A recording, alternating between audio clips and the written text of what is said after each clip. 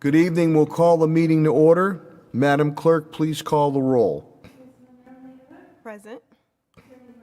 Attorney Murphy, for the record, he's moving in one of his children to college, so he sends his regrets. Present. Present. Here. Present. Can we all please rise for a moment of silence? And I'd like to dedicate it to my retired Chief Development Officer, Kevin Kennedy, who just recently passed the other day. God rest his soul.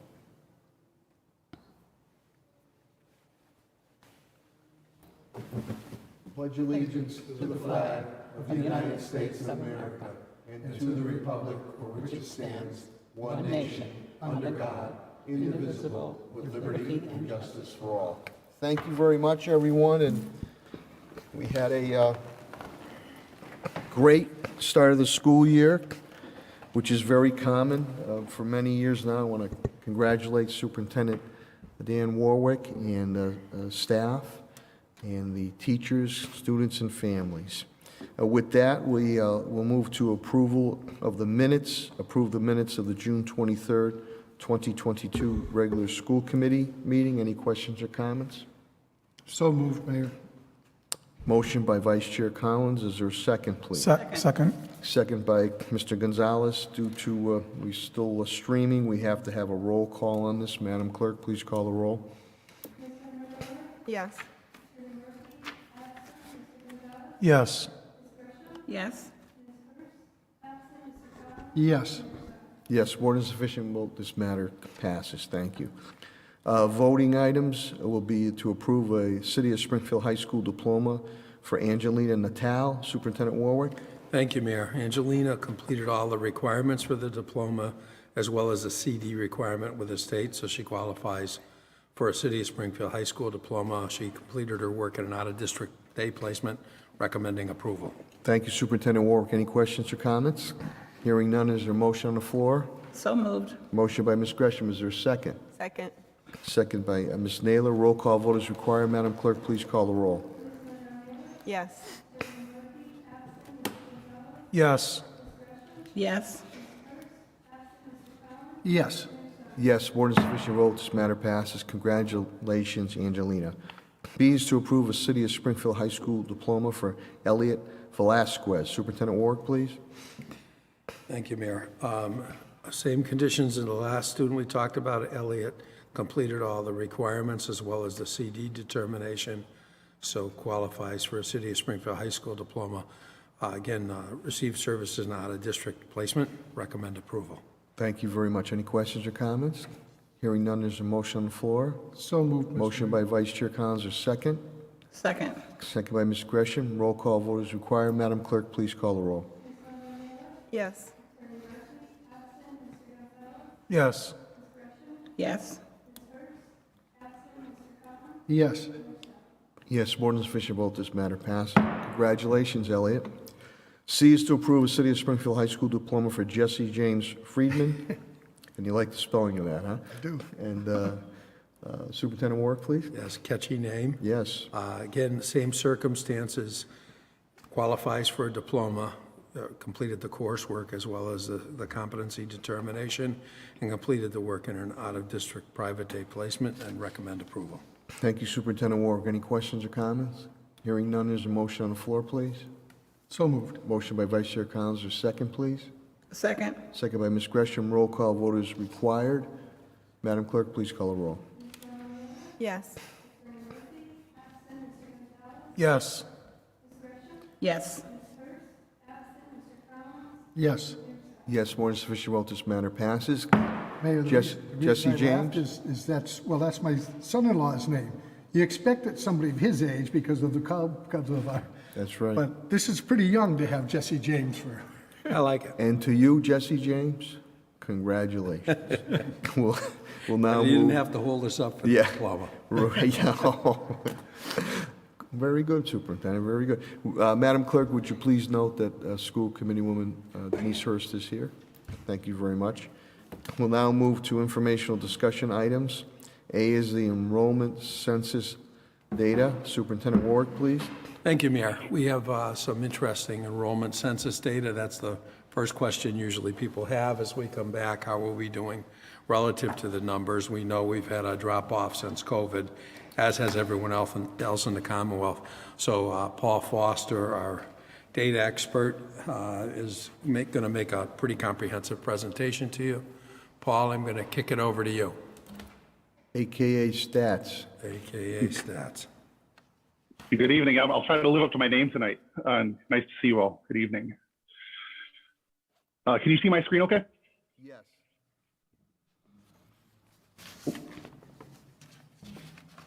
Okay. All right. So as the superintendent said, I'm just going to, obviously it's only the fourth day of school.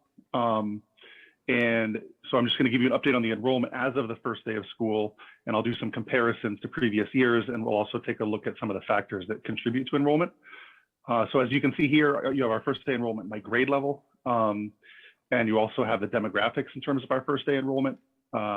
You can see pretty similar patterns. The one thing that really stands out for the first day of school for the school year is the kindergarten enrollment is particularly low. You see that number at 1364. Now, we still have students enrolling. There's always late enrollments, and so that number will come up. Keep in mind, this is only the enrollment on the first day of school, and kindergarten doesn't start till next week. So enrollments are ongoing. So really, I should say in the pre-K and K case, this is not actually first day enrollment. It's about a week before first day enrollment. But this is just a picture of where we are as of this past Monday. In terms of, just to give you some Really context. low this time of year. K starts off every year low because we start later and people are still enrolling. So that's going along with other years. Yeah. And then this is really to give you a sense of sorry, go ahead. You broke up, Paul. Oh, can you hear me now? Yes. Yes. Yes. Okay, great. So this slide is really meant to give you a sense of the enrollment over the last couple of years, kind of since the start of the pandemic. And so you can see our October 1 census from 2019, where we were at 25,007 students.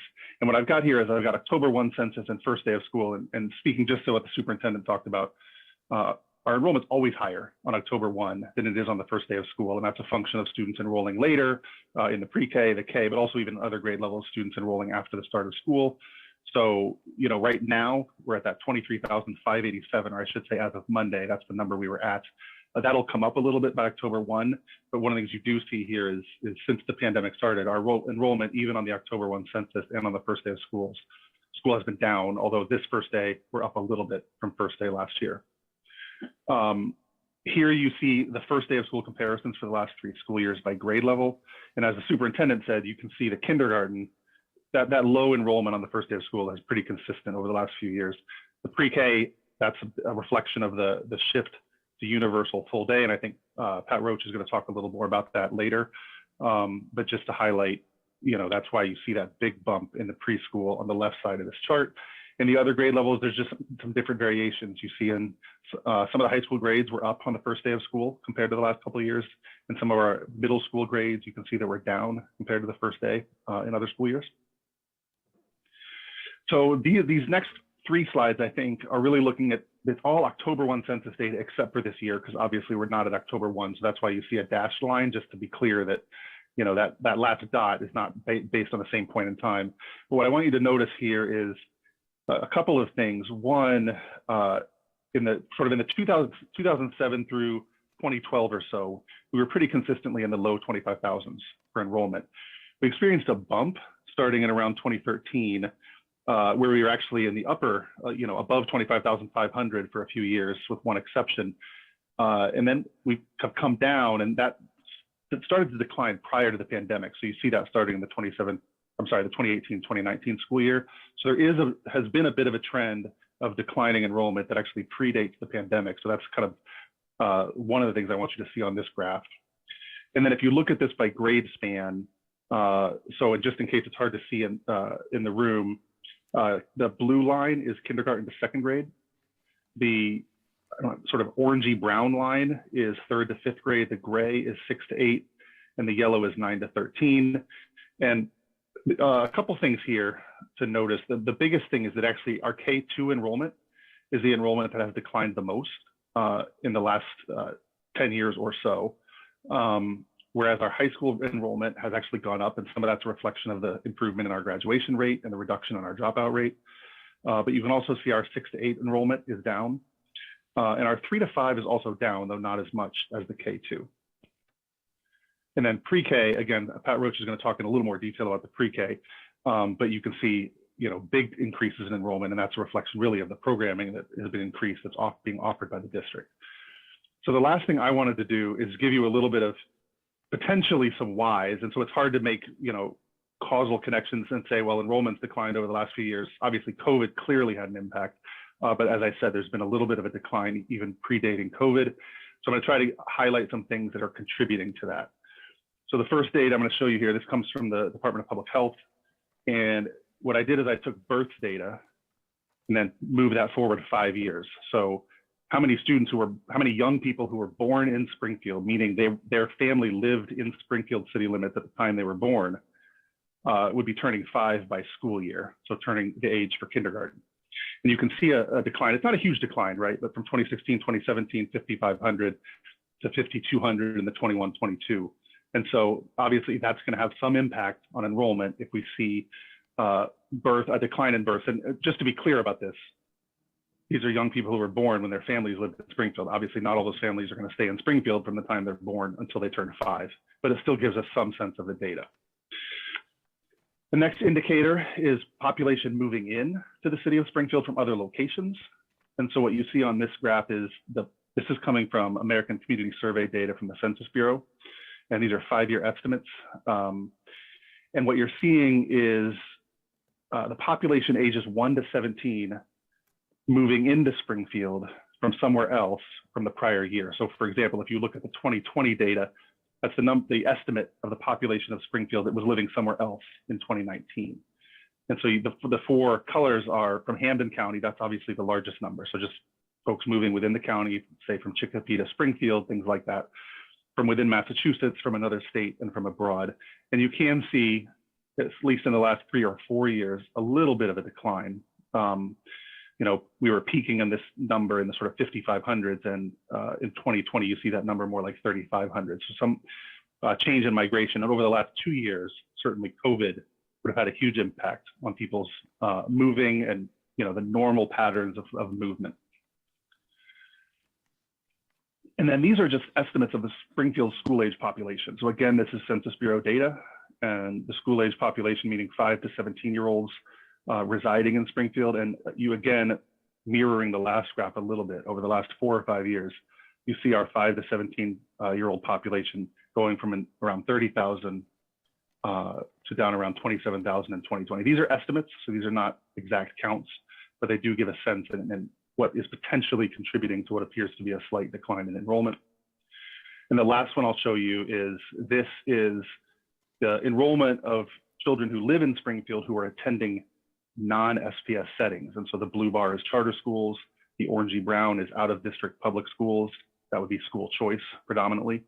Homeschooled is the gray, and private and parochial is the yellow. And there's variations. Obviously, the biggest increases over the last few years, unsurprisingly, is charters. But there are what you really see overall is going from 2014, about 4,000 Springfield children in these settings combined to over 6,000.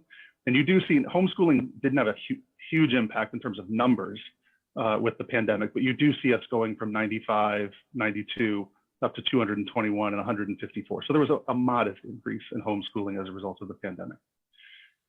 And that is the end of my part of the presentation. I know Pat's going to talk a little bit more about the preschool. I don't know if there are any questions for me on that portion before we dive deeper on the preschool. Any questions or comments, Mr. Foster? I do, Mr. Mayor. Ms. Hurst, please. And my apologies for being late. Thank you, Mr. Foster. I have a quick question, and I know the superintendent highlighted why the number was low for kindergarten. I wondered is there a particular rationale for how the number drops in 11th grade? Let me pull that slide back up so we can take a look at it.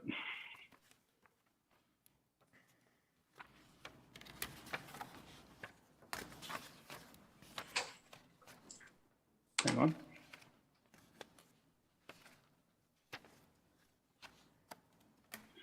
So is this the slide you're referring to, Ms. Hurst? No, I'm looking at number 2. Or is that just the enrollment as it stands now? I guess I'm that's just wondering the what enrollment on happened the to first day of those school, 10th 11th graders? Like the drastic difference between the 10th grade and the 11th grade? Is that Yeah, I something, can- Paul, you've seen consistently year after year? I hadn't noticed that as much before. Yeah, we can certainly look into that a little more. It may well be that that's just a smaller cohort of schools making, or smaller cohort of students making their way through high school, but I can look into that a little more to understand. We certainly, ninth grade is always our biggest high school grade. Right. And then they get a little bit smaller in each of the other high school grades, but you're right, that's a larger drop than we usually see, and we can certainly take a look to see if there's a particular explanation other than just the size of that cohort of students. We usually have a drop-off in 11th and 12th, but not just in 11th, so that's different than past years that I remember. Okay, thank you. And then I think I wondered, and I just don't have I didn't calculate it out, but in the slide, Paul, where you talk about the age of students, right? What page? Between 1 and 17. No, I'm sorry.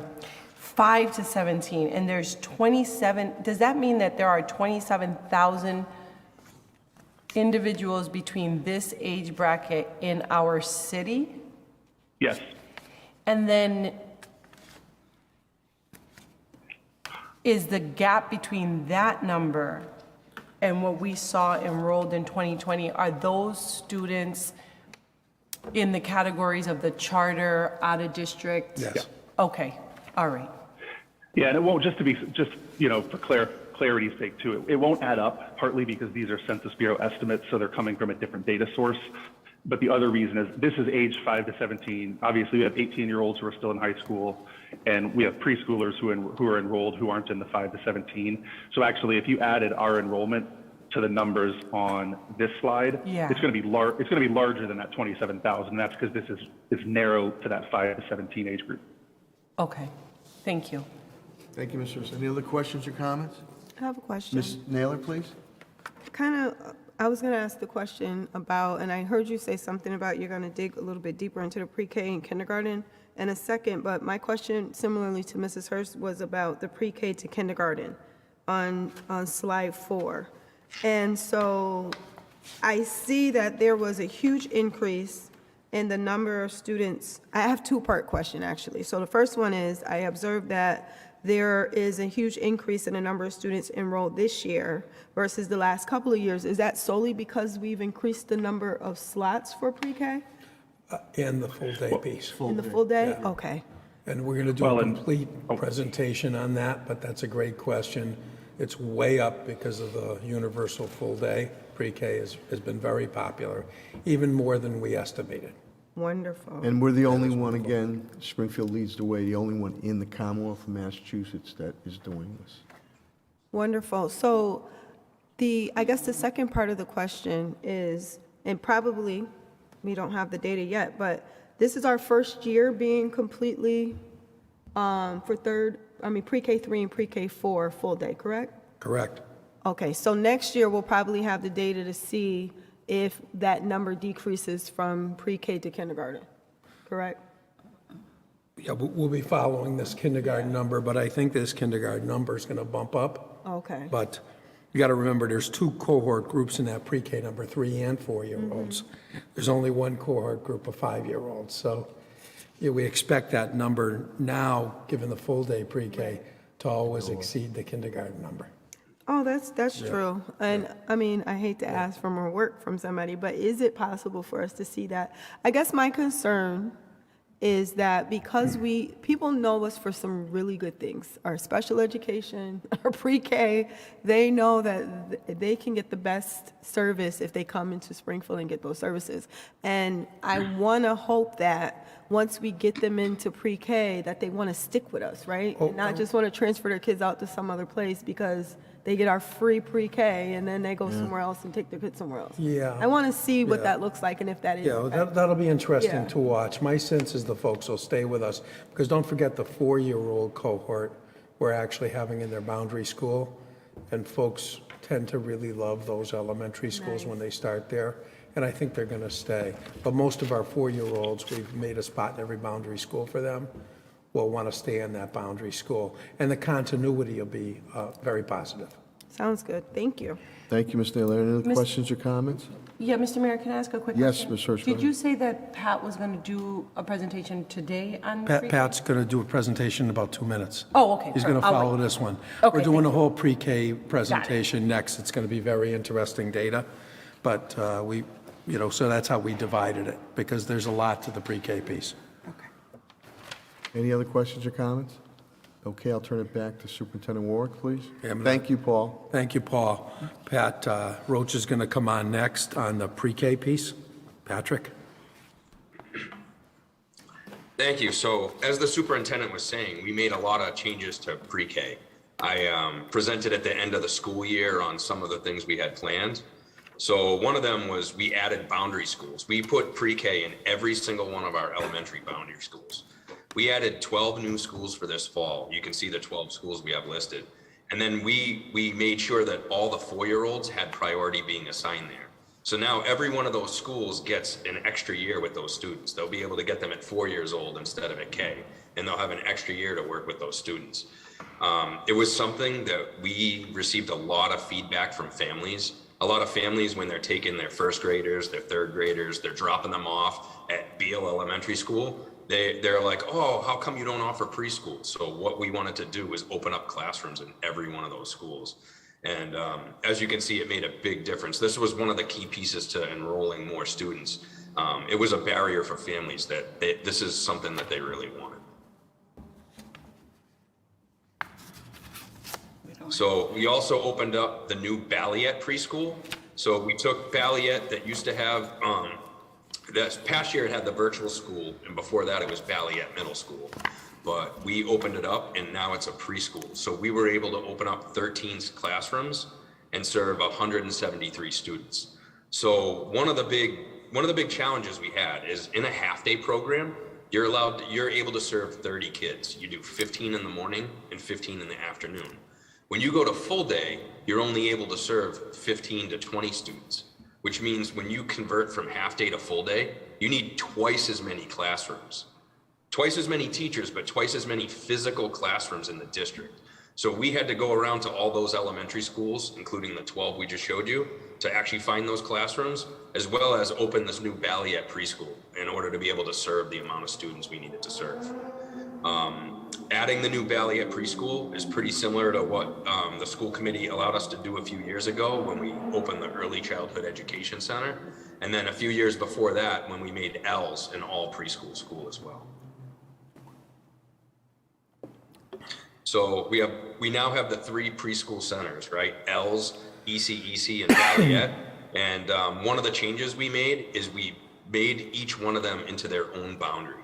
So instead of each one of those schools enrolling kids from the whole entire city, we took the different elementary schools in the city and we combined their boundaries into these 3 schools. What that allows us to do is it means that the cohort of kids at ELS will be going to similar elementary schools, as well as it helped us improve the logistics for busing. So one of the things that the school committee asked us to do in the spring was to look into busing, and it's something we've always wanted to do. And one of the components of that was actually being able to create boundaries in order to be able to offer transportation. So we are piloting transportation this fall. But right now, in our 3 early ed schools, ELS, ECEC, and the new Ballet Preschool, we are piloting transportation for peers. And we were able to do that at no additional cost by creating those boundaries and being able to serve those students. We also are piloting extending the school day at those 3 schools. So our preschools have shorter hours, and they're 8:50 to 2:30 as opposed to most elementary schools go to 3:30. So we tried piloting at these 3 schools go until 3:30. That was one of the things that allowed us to offer transportation as well, because at 3:30 we have more buses available, so it didn't cost us any extra money to do the busing. Universal pre-K for all. That is the single biggest initiative in all of this at the end of the day. We told every family, 3-year-olds and 4-year-olds, we will find you a seat and we will offer you full free day pre-K. And it's been a huge success, even bigger than we thought. You know, and in order to do that, as I was mentioning, we had to convert 20 of our half-day classrooms to full day, and then we had to add 30 new full-day classrooms. We're also working on a couple pretty innovative programs on how are we going to find preschool teachers to actually staff these programs, as well as paras to staff these programs. And we're working with the Putnam students. Putnam has an early ed program, and we're going to be placing the 28 Putnam students throughout our schools, so they're going to be able to do their internships in our classrooms, as we're hoping to grow them to become our staff. That we were hoping that they want to become our staff after they graduate from high school. And we're also opening another vocational classroom at SciTech, which is really exciting. So it's going to be another Chapter 74 certified program. And so we're going to have one of our city classrooms inside SciTech. SciTech had a classroom set up that probably used to be a preschool back when it was, or it used to be a daycare center when it was the insurance company. It's kind of designed a perfect layout for it. And so we've already worked on that classroom and we're already assigning students to it as well. Very good.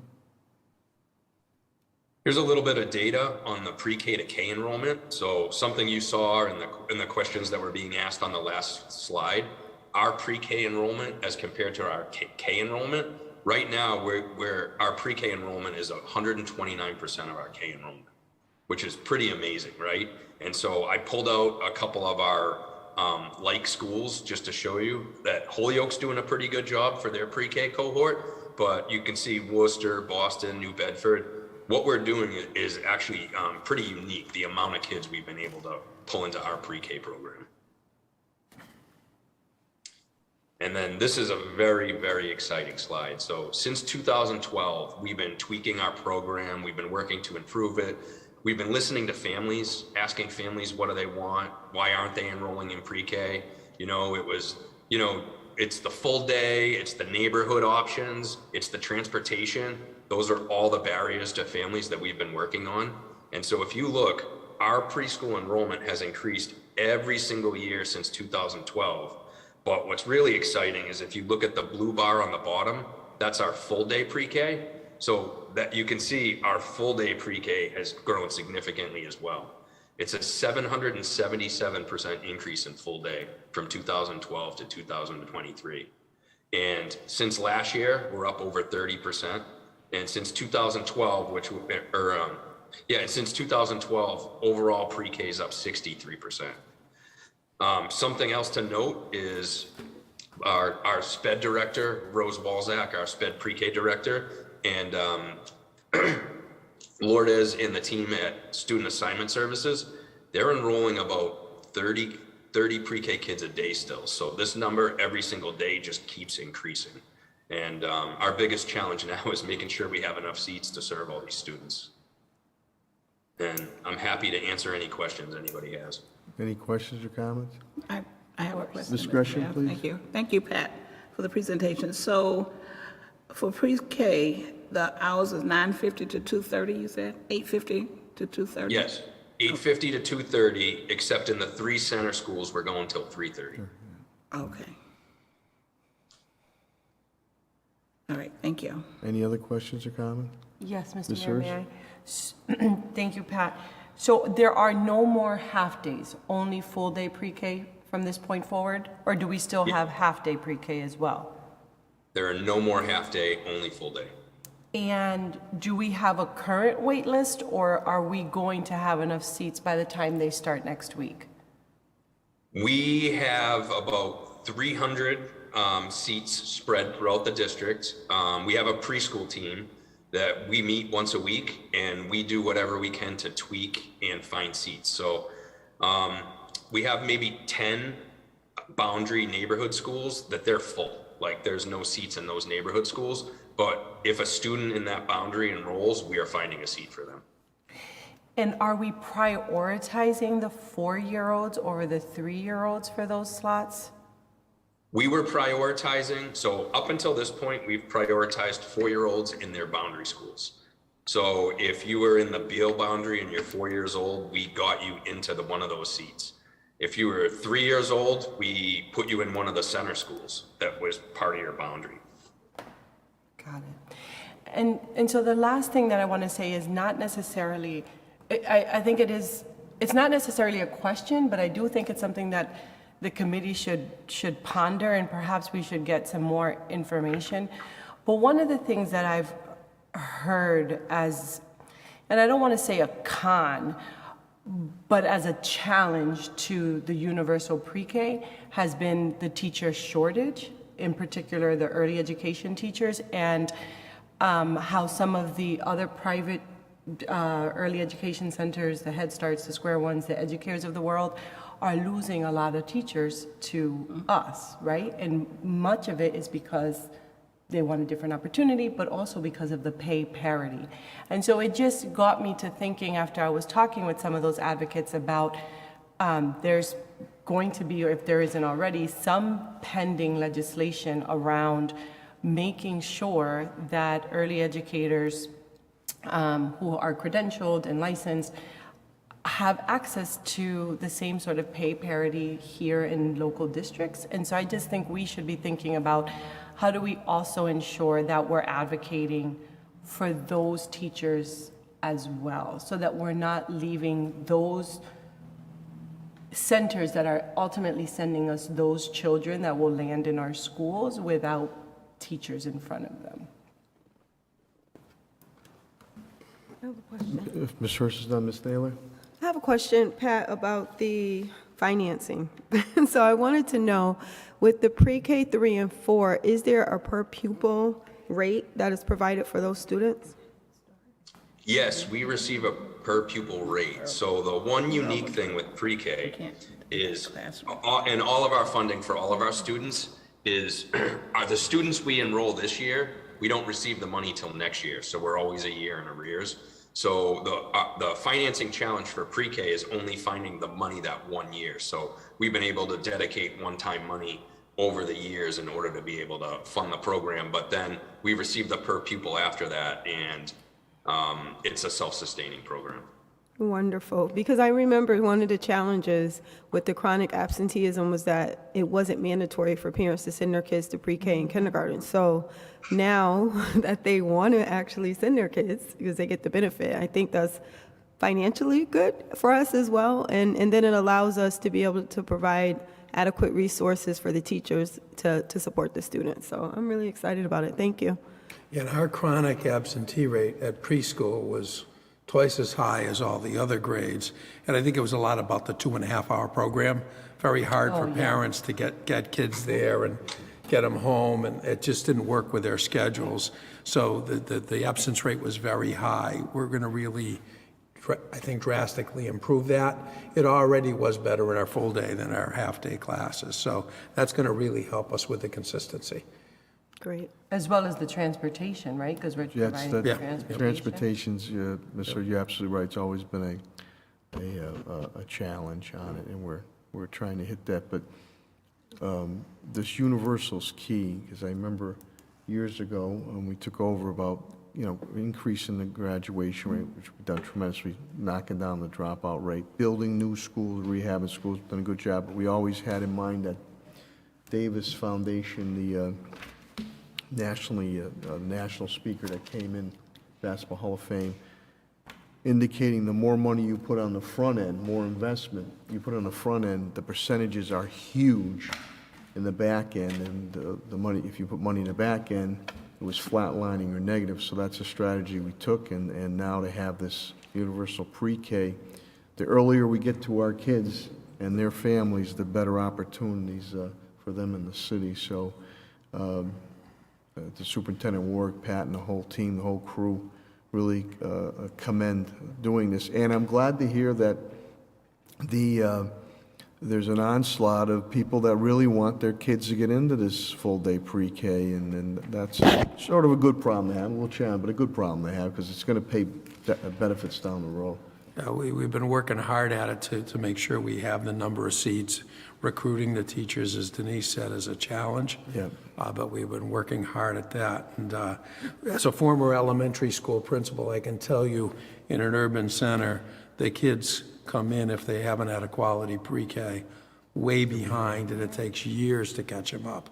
So the research really bears this process out, that it's a game changer long-term for academic achievement and kids succeeding and graduating from school. So it's a real worthy investment and really supported by all the research.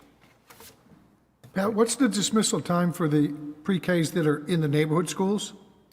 2:30, they get out an hour early. Are we trying to work towards making that 3:30? Yeah, that's why we're piloting it at these center schools, to see how the kids react, to see Rose Walzak's doing, looking into how programmatically we support these students that might get a little tired during the day. That's a long school day for them. There's also some logistics we need to work out in the primary piece, elementary schools for dismissal, but Transportation. Dismissal times at the elementaries are tough already. If you add the preschool kids to it, what effect is that going to have? You're trying to dismiss those students as well as everyone else. So, but it's something we're working towards. Because if there's room on the buses, it eliminates a challenge for parents. I can imagine having a pre-K student and a first grade student getting out an hour apart. That can be a little bit of a challenge. So from their perspective, I would like to see us working as hard as we can to get those dismissal times aligned. Well, we're going to definitely work at that, but we want to take a look at it because there's some logistics issues as well as some cost issues, because then we'd have to prep all those teachers and hire more prep teachers in a time where we're having a struggle getting teachers. Because now those teachers would have to be prepped if the kids don't leave in early. They'd have to be part of our Encore program. So there are some costs, there are some logistics, but we are working on it.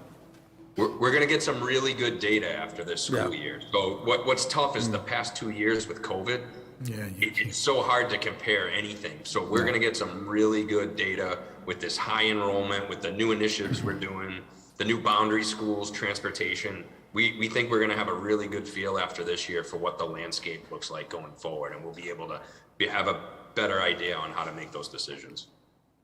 Thank you. Any other questions or comments?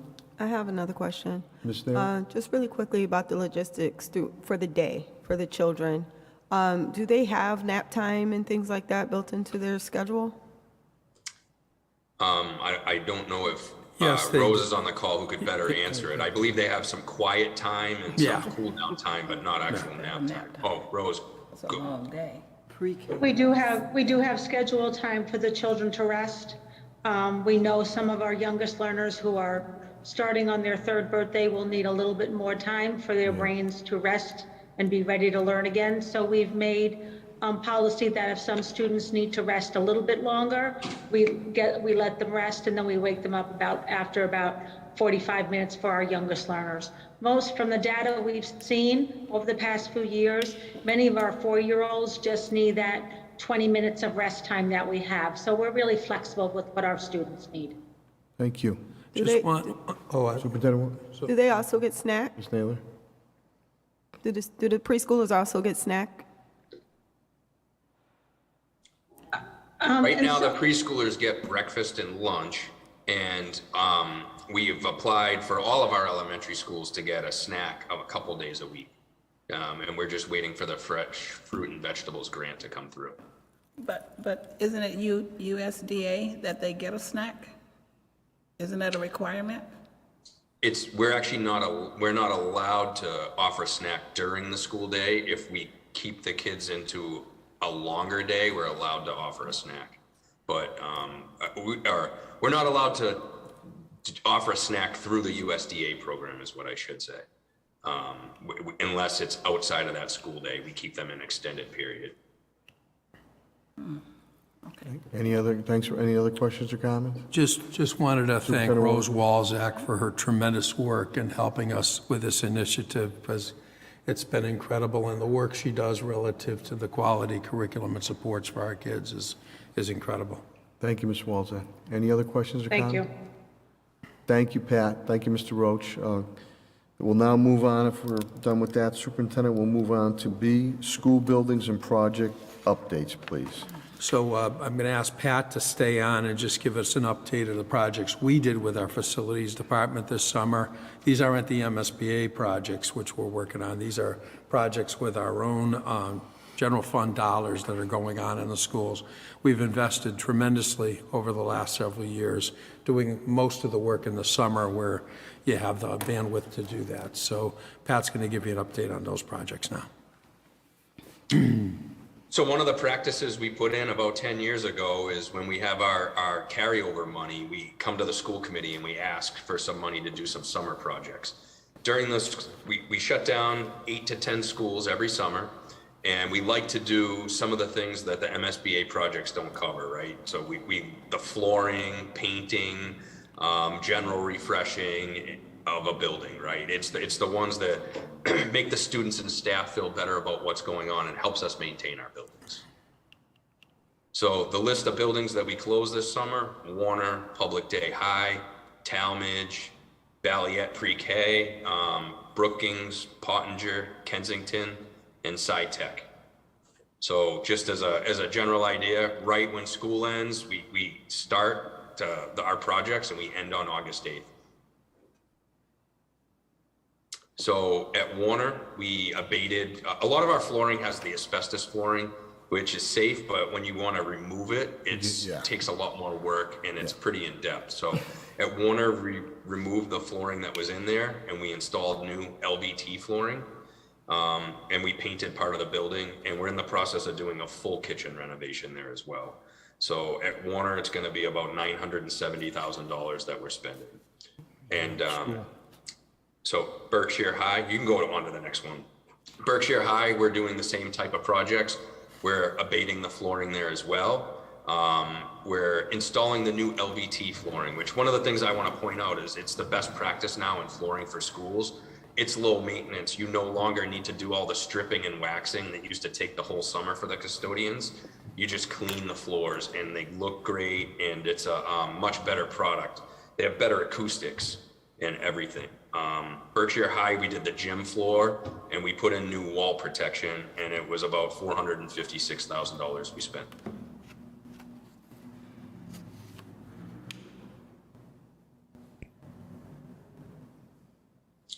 At Talmadge, we did flooring as well, the same LVT flooring. We also did painting at Talmadge, and it came to about $154,000.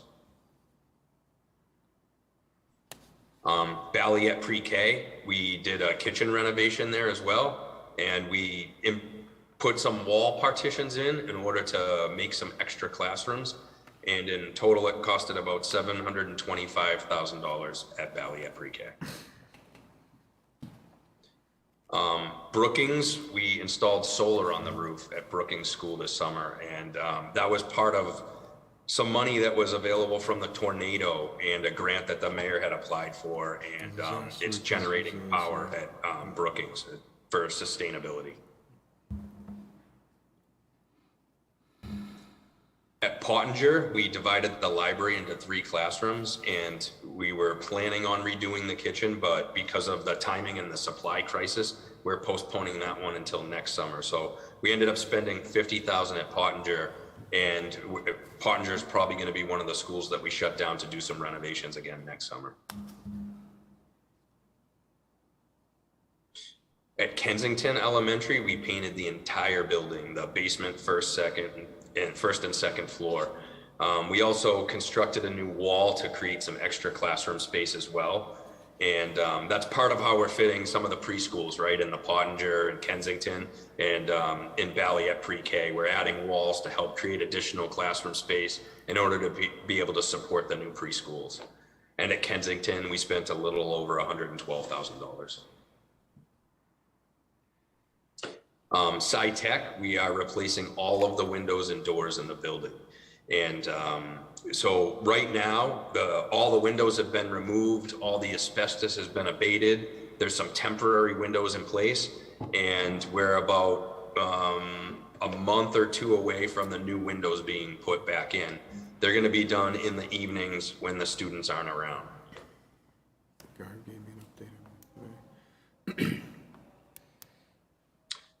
Some smaller stuff that was done in the empowerment zone schools. There was a sink put in the Forest Park, a prep room there. We're planning to do some painting in Forest Park. We were able to do some painting in Kennedy Middle. We installed a wall at Chestnut. Van Sickle, there was a stairway modification and an update to a life skills room. And at Commerce, there was painting of the gym and the front sidewalk.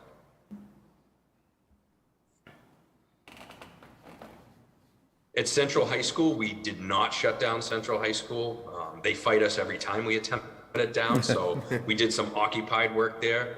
The lighting on the fields, it was really old, and we've been trying for years to get the lighting updated, and we were able to update the lighting on the field. And we did some refreshing of the bathrooms in Central as well. The bathrooms there were very tired, and we had been receiving feedback, but it had been tough to do the renovate the bathrooms without shutting down the schools. So we came up with some ways to start some of the renovations and continue renovations on the bathrooms there. And in total, we spent a little over $331,000 at Central. A couple other projects we did, we upgraded some auditorium lighting at Arena, improved some of the security in the tunnel at Arena, and then we spent a lot of the time this summer doing fire sprinkler inspections, the generator inspections, and making sure our buildings had their certificates of occupancy to make sure that they're all inspected and safe and ready for the school year. And I'm happy to answer any questions.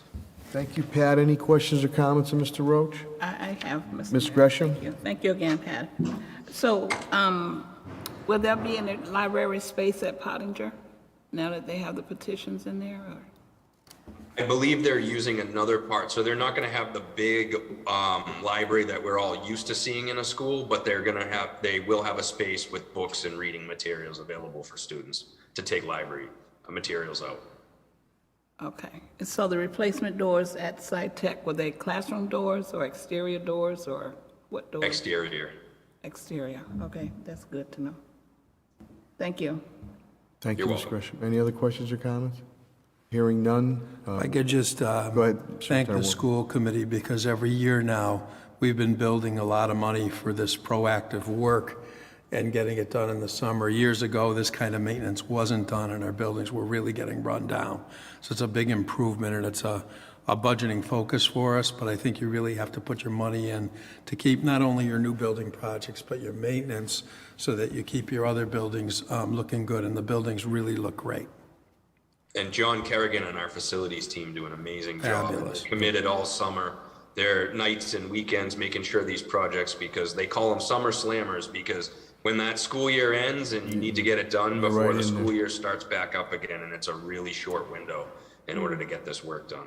Yeah, I know the windows at SciTech are gonna look nice. They're Yeah, gonna really I be- got, Pete Garvey updated me early this morning that within less than a month's time, they'll all, but we kept the schools, everything was going. We did temporary, again, you had the supply challenges, chain challenge, but within a month's time, they'll all be in too.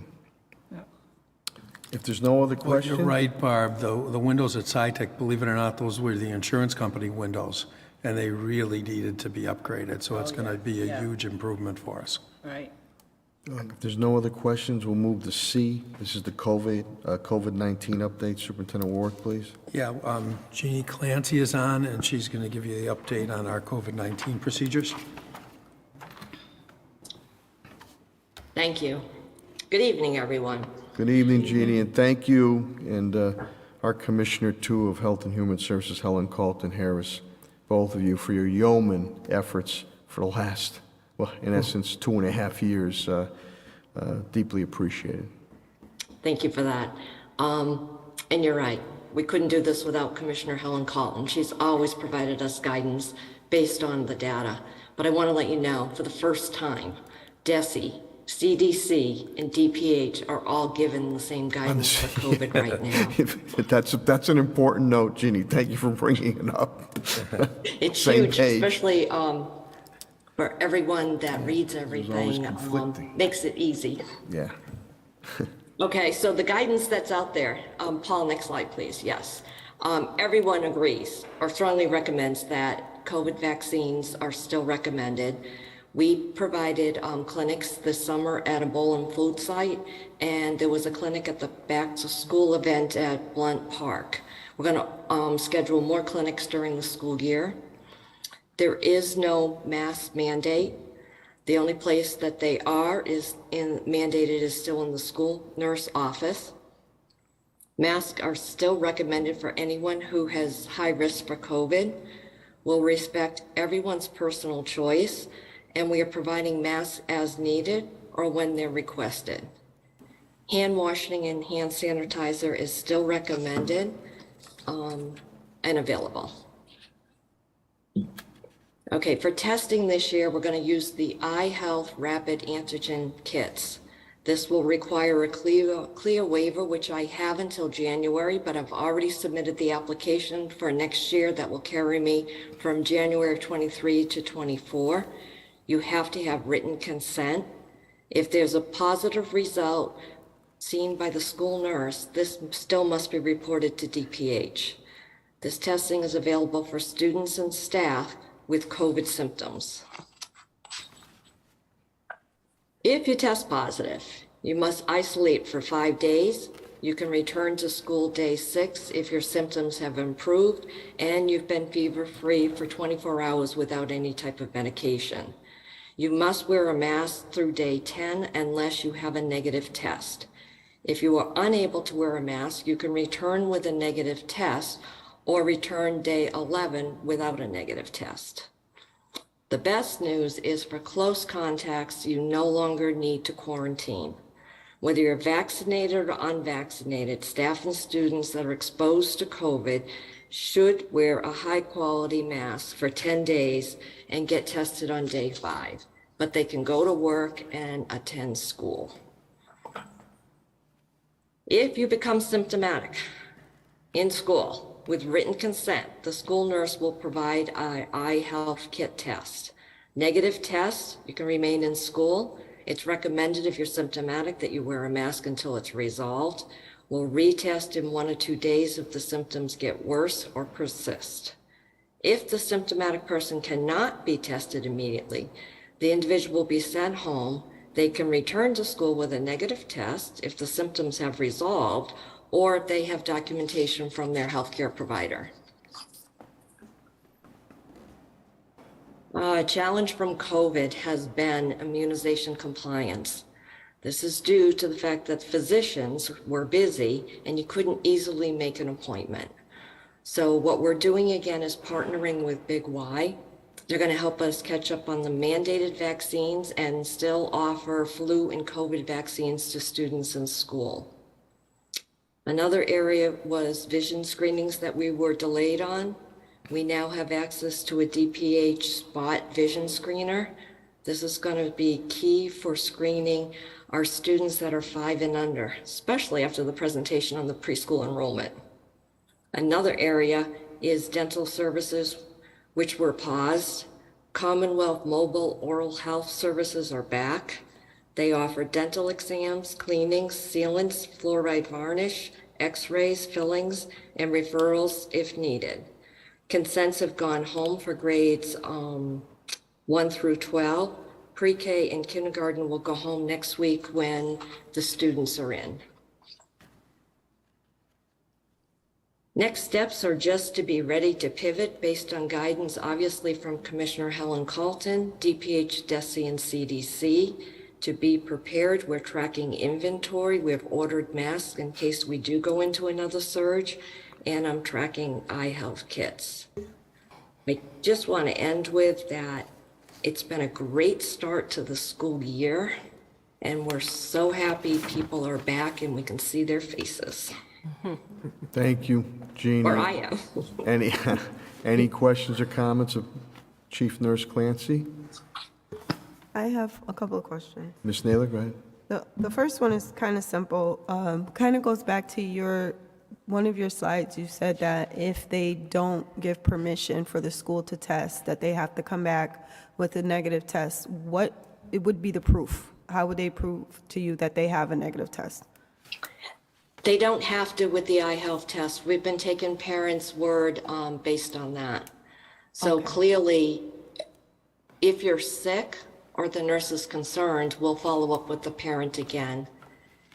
But the only test results that are reported are the ones seen right in front of a nurse. A nurse can't test without consent. Okay.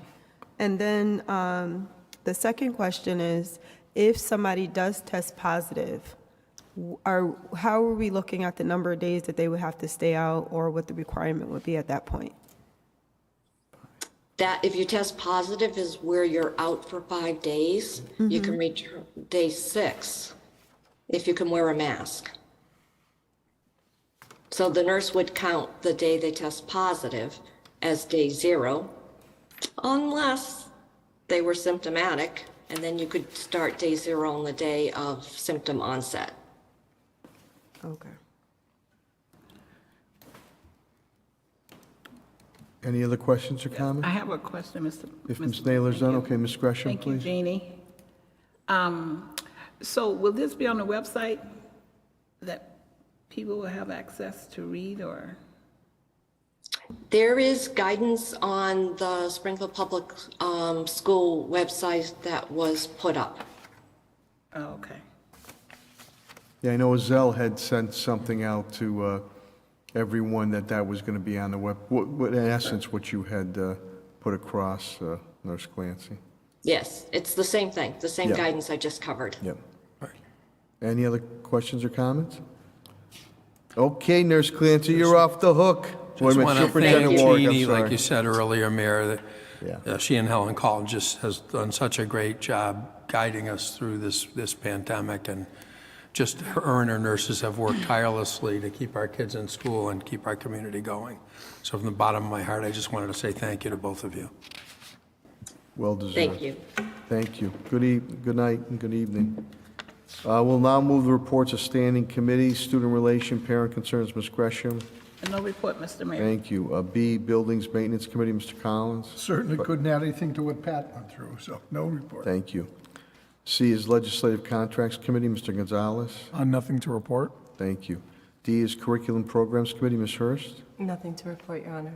Thank you. E is Budget Finance Committee, Vice Chair Collins. No report, Mr. Mayor. Thank you. F is Vocational Education Committee. Attorney Murphy, he is again taking a child to college today and this evening, and good luck with that. G is Technology Committee, Ms. Naylor. No report. Thank you. H is School Safety Committee, Ms. Gresham. No report, Mr. Mayor. Thank you. And I is Diversity, Equity, Inclusion, Mr. Gonzalez. Nothing to report. Thank you very much. Report of student representative to the school committee. We just started, so as soon as he or she is picked, we'll be glad to welcome another great student representative, so there's no report there. Report of the superintendent, please. Superintendent Warwick. Thank you, Mayor. We've had a great opening of school. I've been out on 10 school visits already. Really, what's going on in the classroom, it looks like it did pre-pandemic. It's absolutely incredible out there.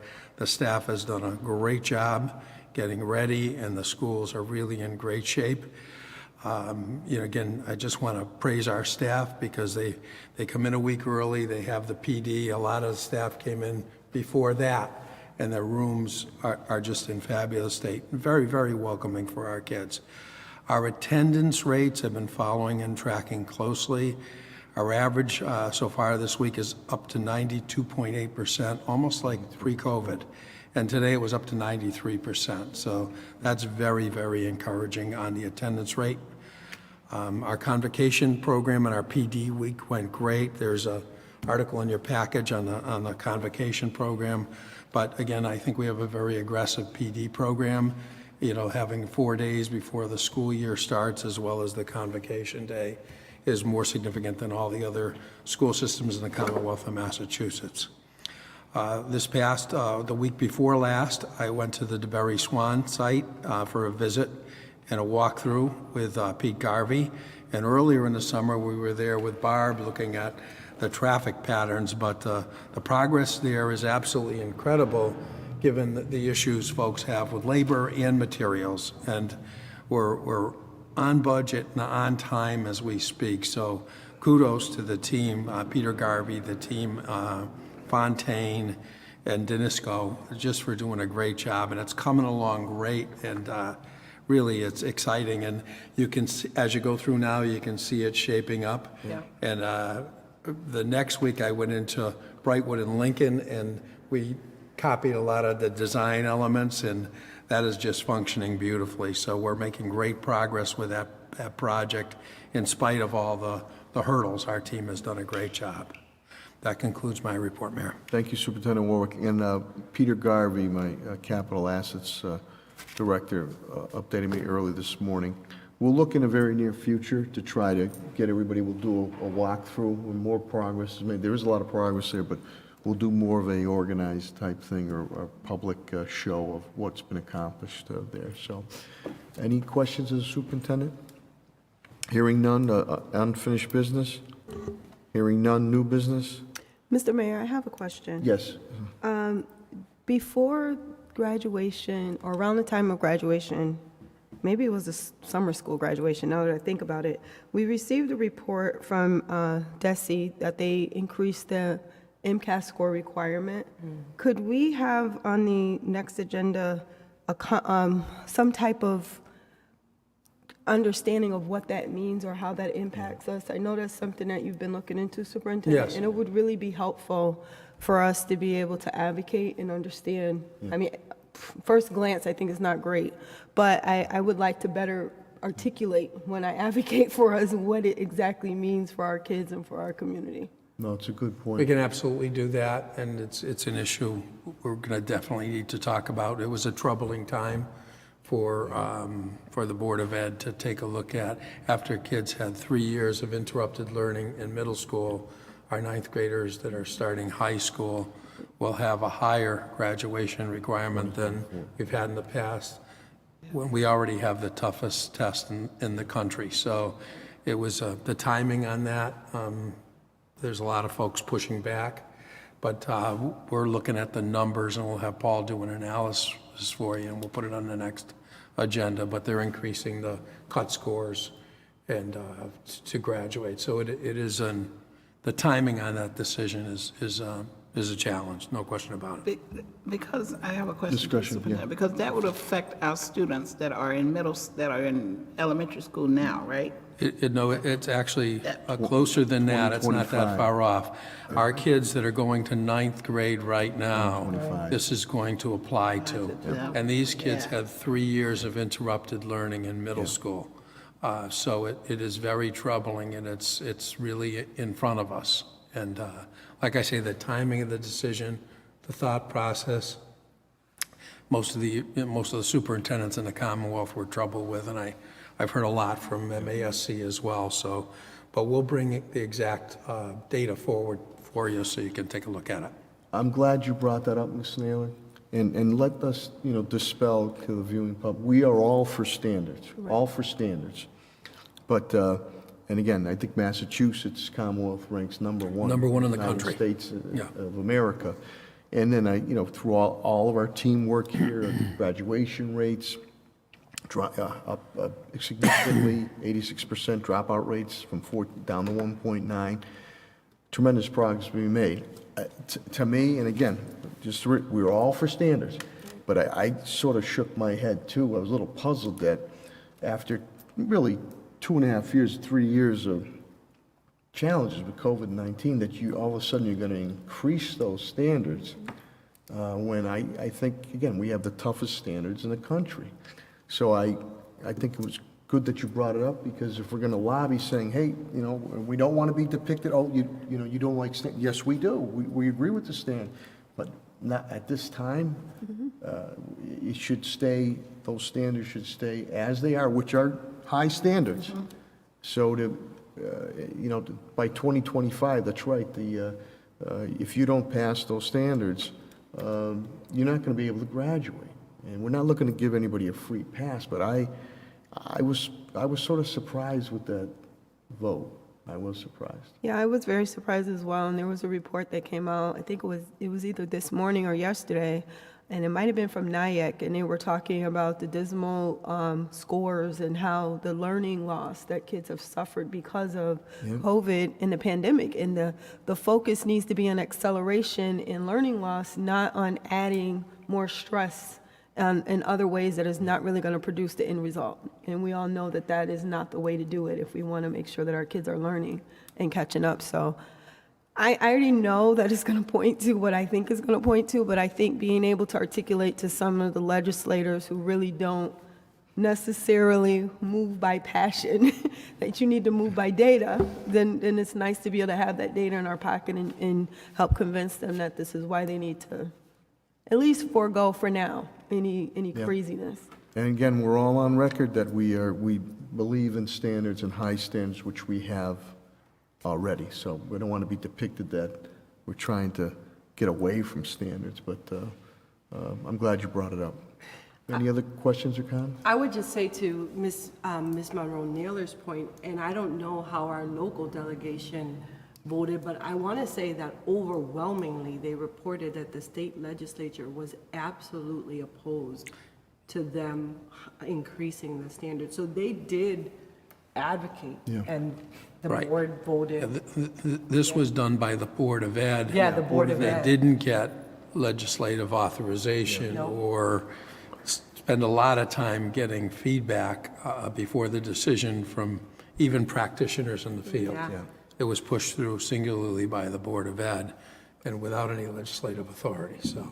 I think there was, Denise, I could be, I think on the board, there was 3, I believe. I was trying to, my mind. It was I think 3 that voted against it, basic on what we're saying. Hey, we're all for standards. Right. And we have the highest ones right now, but to increase the ante after 2.5, in essence, 3 years of the COVID challenge, not the right time to do it. So we'll see what happens. It's Vice Chair just befuddling that I was, you had a decade of people screaming about the MCAS test. The atmosphere calms down, and DESE can't just leave it alone. Let's up the ante instead. Let's get everybody riled up again. It's befuddling, it really is. It really is. any other questions or comments? Jess, you skipped over the student representative. Oh, no, I did. No, I That's mentioned, okay. I mentioned that we don't have I anybody. mean, it's Central's year. Oh, okay, I didn't, that's And, updated, okay, Central. Mr. Tokarz has asked, and he's got a very strong contingent of seniors on his student government. And he'd like to, I believe it's 3, am I correct? It is Patty? 3. He'd like to give them each a quarter each day. That's great. So The that all more the 3 of them- merrier. And he'll create a schedule, so that instead of having one, we'll have 3 different people, each one for a period of time. That's great. I The think it more gives us involved, the more better. It's pretty cool. Okay. Vice Chair, thank you for that update on that. So we look forward to the 3 Musketeers that will be showing up here from Central High School. If there's no other questions or comments, is there a motion on the floor to adjourn? So moved. Motion by Vice Chair Collins, or second? Second. Second by Ms. Gresham. Roll call vote is required. Madam Clerk, please call the roll. Yes. Yes. Yes. Yes. Yes. Yes, more than sufficient vote, this matter passes. Happy and healthy Labor Day, a great year start, and thank you for watching, and good health and God bless. Thanks.